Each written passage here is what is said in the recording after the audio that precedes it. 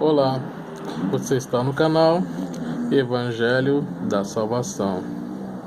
Bom, amados, é fato que a Bíblia Sagrada, a Palavra de Deus, é cheia de diversas personalidades, desde os mais humildes pescadores até poderosos reis como Pedro, Salomão, Davi. Pedro, no caso, pescador, Salomão e Davi, poderosíssimos reis. E são incontáveis os servos de Deus honrados na palavra de Deus e que de fato merecem todo o respeito, que de fato merecem toda a admiração e reconhecimento por terem sido grandes instrumentos, grandes servos, fiéis, leais a Deus, e embora todos falhos, todos pecadores, porém muitos sendo grandíssimos instrumentos nas mãos de Deus para realizar aquilo que foi do propósito de Deus. Porém, infelizmente, muito acontece em religiões chamadas cristãs, inclusive, como o catolicismo romano, por exemplo, como o neopentecostalismo e grande porção do pentecostalismo, além de outras mais, que incorporam figuras bíblicas, que incorporam pessoas, sim, grandemente usadas por Deus na Bíblia, são elevadas a um patamar de divindade, recebendo inclusive orações, recebendo inclusive imagens que são adoradas, que são idolatradas, que recebem as chamadas rezas, orações, súplicas, imagens, objetos de culto e etc. Como acontece muito, por exemplo, com as famosas Ave Maria, e outras rezas tão famosas são feitas a anjos, a Maria e tantos outros chamados santos e santos de verdade, ou seja, pessoas separadas para Deus. E esse é o significado verdadeiro da palavra santo, mas que são elevadas infelizmente a um patamar de divindade, como dito antes, e adorados, idolatrados. Algumas pessoas costumam justificar que as chamadas imagens e esculturas, por exemplo, usadas, por exemplo, no catolicismo romano, são imagens e figuras de alguém que se gosta. Mas, por exemplo, quem nunca viu alguém pagar uma promessa a São Fulano, São Cicrano, a Maria de não sei o que, subindo escadas de joelhos? Quem construiria, por exemplo, uma basílica onde há, por exemplo, uma estátua, supostamente de Pedro, onde os pés são desgastados de tantos beijos que foram recebidos nos pés da estátua supostamente de Pedro, ao longo dos séculos? Basta pesquisar. A Basílica de São Pedro, por exemplo, é uma grande figura de idolatria, de pessoas que, ao invés de buscarem diretamente no Criador a sua salvação, a sua graça, o seu favor, a aproximação e o amor de Deus, vão naquelas pessoas que, sim, como já disse, foram grandes servos, foram pessoas usadas por Deus, foram pessoas que receberam a digníssima citação na palavra de Deus. É uma honraria das maiores possíveis a um ser humano. Os humildes pescadores do Antigo Testamento, por exemplo, Pedro, seu irmão, e entre outros tantos servos humildes, por exemplo, sendo citados na palavra de Deus e sendo lembrados por todos os séculos seguintes, só para citar um exemplo. Então eu gostaria de meditar na palavra de Deus a respeito de como nós temos acesso direto a Deus.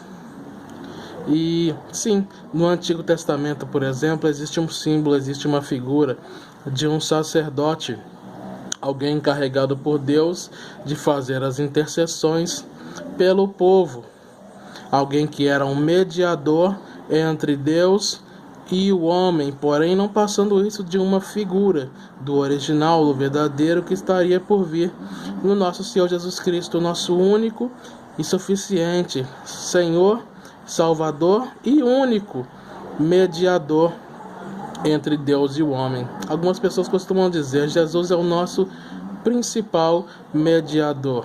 Isso é uma grandíssima mentira, uma grandíssima falácia.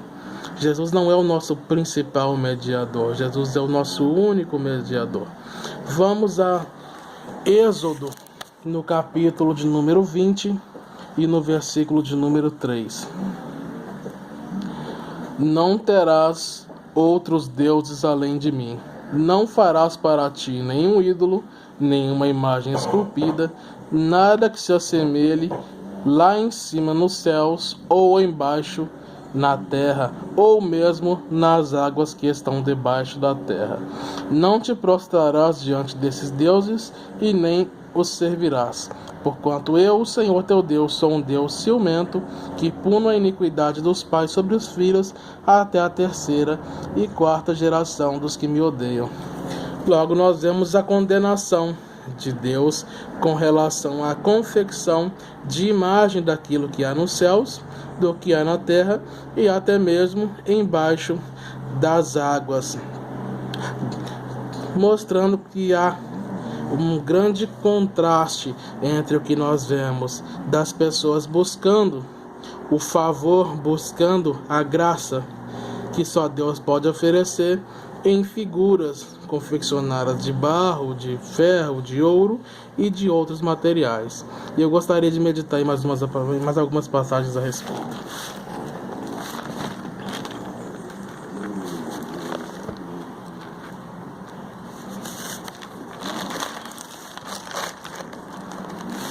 Vamos a Apocalipse, no capítulo de número 22 e no versículo de número 8. Esse livro foi escrito pelo grande apóstolo João. Eu, João, sou quem viu, ouviu e anteviu todos esses acontecimentos. Quando os vi e ouvi, prostrei-me aos pés do anjo que os revelava a mim, a fim de adorá-lo. Entretanto, ele me admoestou: olha, não faça isso. Eu sou conservo teu e dos teus irmãos, os profetas, e de todos que guardam as palavras desse livro. Adorai, pois, a Deus.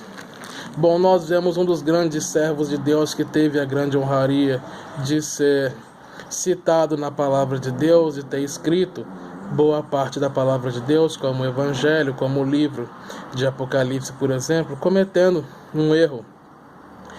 Esse livro foi mostrado, aquelas visões, por um anjo enviado por Deus. E em um gesto de adoração, ele se inclinou para adorar aquele anjo, que o repreendeu e disse: eu sou conservo teu, ou seja, mesmo os anjos que vivem no céu, incorruptos e imaculados, não são dignos de adoração, não são meios a ser buscados, não são para que nós os adoremos, para que nós oremos a eles, para que nós supliquemos a eles ou façamos imagens deles, sendo que nós temos diretamente o acesso a Deus. Eu gostaria de meditar em uma última passagem a respeito.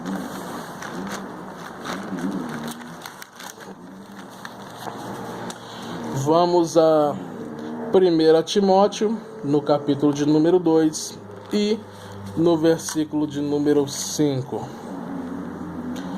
Porque há um só Deus e um só mediador entre Deus e o ser humano, Cristo Jesus, homem. A palavra de Deus nos diz que no instante que o Senhor Jesus Cristo entregou o Espírito, em que ele morreu, o véu do santuário se rasgou, abrindo então a passagem para que nós tenhamos acesso direto ao Santo dos Santos, ao qual só teria acesso anteriormente a esse fato o sacerdote, aquele designado por Deus para mediar entre o homem e o Deus, para fazer a intercessão do homem para com Deus. Nos diz a palavra de Deus, então, em contraste ao que dizem as pessoas, Jesus Cristo não é o principal mediador entre o homem e Deus. Ele é o único mediador entre o homem e Deus. Assim como ele é a única porta para a nossa salvação, para o nosso resgate, para a nossa redenção, ele é o único e suficiente mediador. Então, se você pode ir diretamente a Deus por meio do nosso Senhor Jesus Cristo, não há por que você buscar em outros meios. Que Deus abençoe a todos. A paz do Senhor Jesus.